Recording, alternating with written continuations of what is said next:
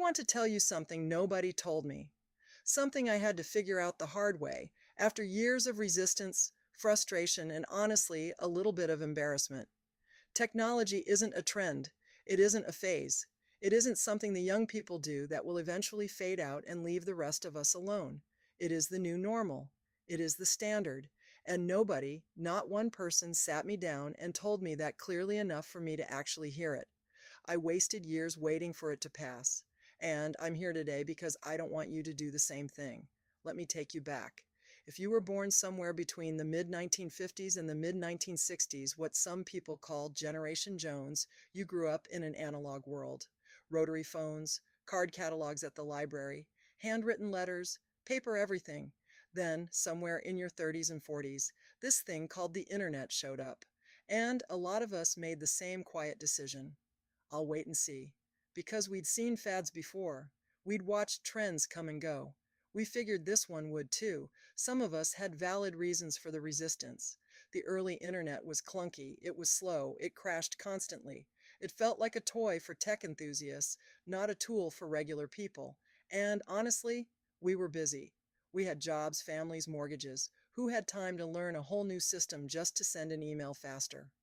So we held back, and the world moved forward without us. Here is what changed, and changed permanently. The internet stopped being an option and became an assumption. Banking moved online, government benefits moved online, healthcare records moved online, job applications moved online, utility payments, prescription refills, tax filing, news, communication, all of it migrated to digital, and it didn't come back. And the consequences of being left behind aren't abstract. They're real and they're measurable. When Social Security Administration field offices closed, applications for supplemental security income dropped by 24%. 24%. Because the people who needed those benefits most, older adults and people with disabilities, couldn't navigate the online systems that replaced in-person services. In healthcare, 77% of patients are now offered online patient portals to access their medical records, test results, and prescription refills. But only 65% actually use them. That gap, that 12%, represents real people missing appointments, missing refill reminders, missing information about their own health.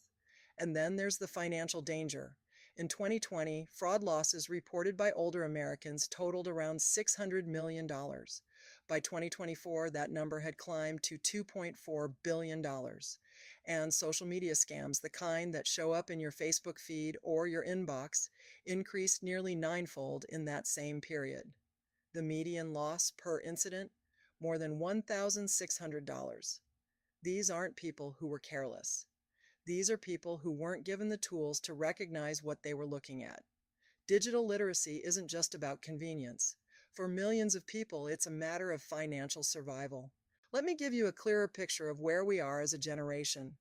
Among adults 65 and older, only about 70% have home broadband access, compared to 79% of adults between 50 and 64. That gap matters because broadband isn't just about speed. Without it, you're locked out of video calls, telehealth appointments, streaming, and a growing list of government services that assume you're connected.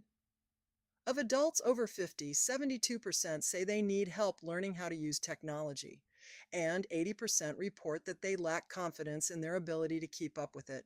Let that sink in for a moment. 8 out of 10 people in our generation are carrying that quiet uncertainty, that feeling of being one software update away from being completely lost. And among adults, 70 and older, 87% describe feeling disconnected from technology. This is not a personal failing. This is a generational gap that nobody adequately prepared us for. We weren't trained for this transition. We weren't handed a roadmap.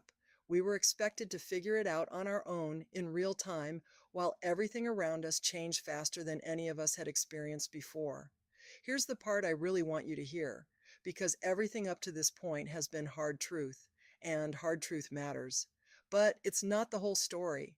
When I finally stopped resisting, when I stopped waiting for technology to go away and actually started engaging with it, something unexpected happened. I found out I liked it. Not just tolerated it, not just got used to it, liked it. I discovered that the same curiosity that made me good at other things in my life, the same desire to understand how things work, to learn, to grow, applied here too. Technology rewarded that curiosity. It opened doors I didn't know existed, and I'm not alone in that experience. Research shows that adults between 50 and 59 are actually among the most interested in emerging technology, including artificial intelligence. The appetite is there. It was always there. What was missing was the on-ramp. I see other people my age still in the resistance stage, still waiting, still telling themselves they're too old, or it's too complicated, or it's not for them. And I want to reach through the screen and tell them what nobody told me: you are not too old. It is not too late. And you might be genuinely surprised by how much you enjoy it once you start. So where do you start? I'm not going to give you a list of apps or a technical tutorial today. What I want to give you is a mindset shift, because that's where it actually begins. First, accept that this is not optional. I know that sounds blunt, but the sooner you internalize that digital literacy is a life skill, like reading, like driving, the sooner you stop fighting it and start building it. The world has moved. We have to move with it. Second, start with what matters most to you personally. Don't try to learn everything at once. Pick one area of your life where being more digitally capable would make a real difference. Healthcare, banking, staying connected with family? Start there. Build from a place of genuine motivation. Third, find your people. Research consistently shows that older adults learn technology best from people they trust: friends, family members, and community connections. You don't have to figure this out alone. Ask for help. Take a class at your library. Find a YouTube channel that explains things at a pace that works for you. Fourth, protect yourself while you learn. As you expand your digital life, build in some basic protections. Use strong passwords. Be skeptical of unsolicited messages asking for personal information. Remember that fraud losses for older adults hit $2.4 billion in 2024, and the most targeted scams arrive through social media and email. Awareness is your first line of defense. I started this video by telling you something nobody told me. Let me end it the same way. The digital world is not the enemy. It is a tool, and like any tool, it can hurt you if you don't know how to use it, and it can open up your life in ways you didn't expect if you do. You didn't miss the boat. The boat is still here. It's still boarding. The question is whether you're going to keep standing on the dock or whether you're going to decide today that this is the moment you get on. I'm glad I got on, even late, even imperfectly, even with a lot of frustration along the way. I'm glad. If this resonated with you, if you recognized yourself anywhere in this video, I'd love to hear about it in the comments. Where are you in your own technology journey? Still on the dock, already sailing, somewhere in between? Tell me, because this conversation matters, and you matter. I'll see you in the next one.